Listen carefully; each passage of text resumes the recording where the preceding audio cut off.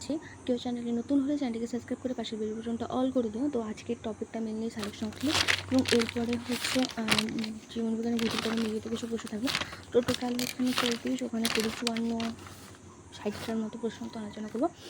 তো হচ্ছে কেউ যদি ভিডিওটা প্রথম দেখে থাকো তো চ্যানেলের প্লেলিস্টে অবশ্যই প্রত্যেকটা ভিডিও ভিজিট করে আশা করি যারা বিভিন্ন কম্পিটিটিভ এক্সামের জন্য প্রিপারেশন নিচ্ছ তাদের কাছে অনেক হেল্পফুল হবে। প্রথম প্রশ্ন, সালোক সংশ্লেষ শব্দটি প্রথম ব্যবহার করে বিজ্ঞানী বার্নেস 1898 সালে।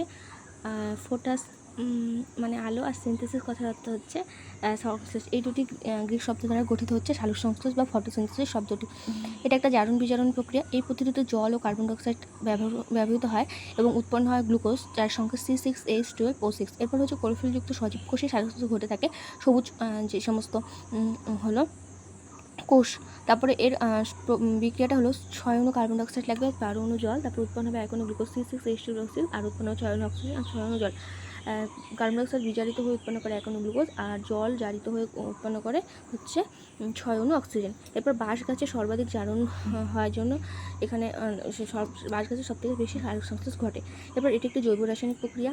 আর এই যে সালোক সংশ্লেষে উৎপন্ন অক্সিজেন এর উৎস কি? এর উৎস জল। আর যদি বলে গ্লুকোজের যে অক্সিজেন এর এখানে এই গ্লুকোজের অক্সিজেন উৎসকে সেক্ষেত্রে হবে হচ্ছে কার্বন ডাইঅক্সাইড। আলোক সংশ্লেষ বিক্রিয়াটা হচ্ছে আলোক নির্ভর একটা বিক্রিয়া। এবার সালোক সংশ্লেষের ড্যাশ হচ্ছে অ্যানাবলিক, সেটা হবে গ্লুকোজ সংশ্লেষ।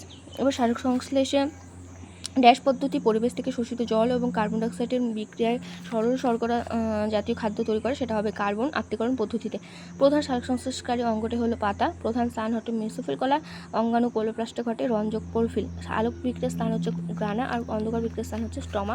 সালোক সংশ্লেষের একক হলো কোয়ান্টোজম। ব্যবহৃত আলো নীল আর লাল আলো ব্যবহৃত হয়। নীল আলোর হলো 430 ন্যানোমিটার থেকে 770 ন্যানোমিটার আর লাল আলো হচ্ছে 650 ন্যানোমিটার থেকে 760 ন্যানোমিটার।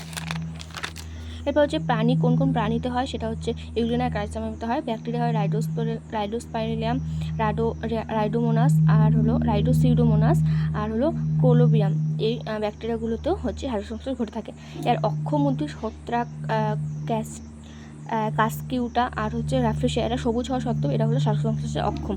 এরপর হচ্ছে অ্যানঅক্সিজেনিক সালোক সংশ্লেষের সংগঠিত হয়। এটা হলো কোন কোন কার দ্বারা, সেটা হবে নাইট্রোসোমোনাস, ফেরোব্যাসিলাস আর থায়োব্যাসিলাস এদের দ্বারা ঘটে। এবার কেমোসিনথেসিস হলো অজৈব পদার্থের জারণের মাধ্যমে খাদ্য সংশ্লেষ ঘটে। ক্লোরোফিলের কাজকে সূর্যালোক শোষণ করা হচ্ছে ক্লোরোফিলের মূল প্রধান কাজ। এবার 4 ধরনের রঞ্জক দেখা যায়, chlorophyll A, chlorophyll B, carotene আর জ্যান্থোফিল। তো এগুলোর রঙগুলো হলো ক্লোরোফিল এর রঙ হলো গাঢ় সবুজ, ক্লোরোফিল বি হচ্ছে হালকা সবুজ আর ক্যারোটিনের রঙ হলো কমলা, যেগুলো হচ্ছে গাজরে থাকে ক্যারোটিন। জ্যান্থোফিলের রঙ হচ্ছে হলুদ। এবার নেক্সট প্রশ্ন, ড্যাশ আলোক শোষণ করে, সেটা হচ্ছে ক্লোরোফিল এ সর্বাধিক শোষণ করে। এবার সূর্যালোক সালোক সংশ্লেষে আলোক দশায় জল থেকে অক্সিজেন ও শক্তি মৌলিক রূপান্তর কী কী উৎপন্ন হয়? এটিপি, অ্যাডিনোসিন ট্রাইফসফেট আর NADPH আর নিকোটিনামাইড অ্যাডেনিন ডাইফসফেট, এটা উৎপন্ন হয়। তারপর কম্পেনশন পয়েন্ট প্রক্রিয়ায় দিবালোকে নির্গত কার্বন ডাইঅক্সাইড ও সালোক সংশ্লেষে ও গৃহীত কার্বন ডাইঅক্সাইড পরিমাণ সমান হয়। তারপর ড্যাশ ফটো প্রোটেকশনের অংশ নেয়, সেটা হচ্ছে ক্যারোটিন। অন্ধকার দশায় কার্বন ডাইঅক্সাইড থেকে গ্লুকোজ উৎপন্ন হয়। তারপর হচ্ছে কার্বন আত্তীকরণ প্রক্রিয়ায় বায়ুমণ্ডলে কার্বন ডাইঅক্সাইড প্রশস্ত জৈব যৌগে অঙ্গীভূত হয়। তো লোহিত চ্যুতি প্রক্রিয়ায় দীর্ঘ আলোক তরঙ্গে সালোক সংশ্লেষ অবনতি ঘটে।